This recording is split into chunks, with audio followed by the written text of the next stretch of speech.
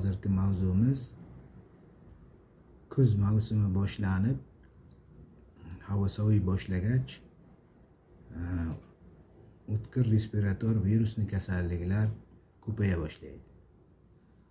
Shuni oldini oladigan 5 ta muhim maslahat beramiz.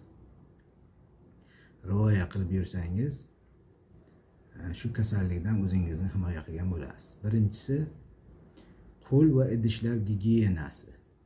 Ya'ni ko'chaga chiqib, jamoat joylariga borib, ko'rishib kelganingizdan keyin qo'lingizni sovunlab yuving.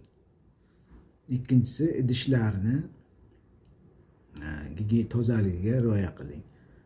O'sha gripp bilan, tumov bilan og'rigan kishilarning idishlaridan foydalanmang. Ikkinchisi masofa va niqob. Ya'ni gripp va tumov bo'lgan kishilardan masofa saqlang. Agar o'zingiz tumov bo'lgan bo'lsangiz, gripp bo'lgan bo'lsangiz, niqob taqing.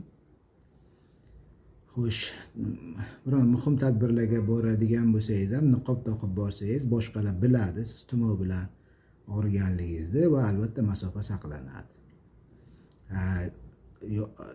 Yon atrofingizda, yaqinlaringizdan birontasi tumov bo'lgan bo'lsa ham, virus kasallikning alomati bo'ladigan bo'lsa, niqob taqish tavsiya qilinadi. Uchinchisi immunitetni mustahkamlash. To'g'ri ovqatlanish, to'g'ri suyuqliklar iste'mol qilish, jismoniy faollik bilan shug'ullanish bilan immunitet mustahkamlanadi. Vitaminga boy, ayniqsa D vitamini va C vitaminiga boy bo'lgan mahsulotlar iste'mol qilish kerak. Shunda sizga virus tegmaydi, tegsa ham juda yengil o'tadi. Immunitet tez yengadi kasallikni. Xo'sh, to'rtinchisi havoni tozalab turish. Xonangizni havosini yo ish joyingizni havosini tozalab turish va namligini nazorat qilib turish. Namligini oshib ketishi ham, quruqligini oshib ketishi ham kasallikni ko'payishiga olib kelishi mumkin. Shuning uchun namlik me'yorida bo'lishi kerak.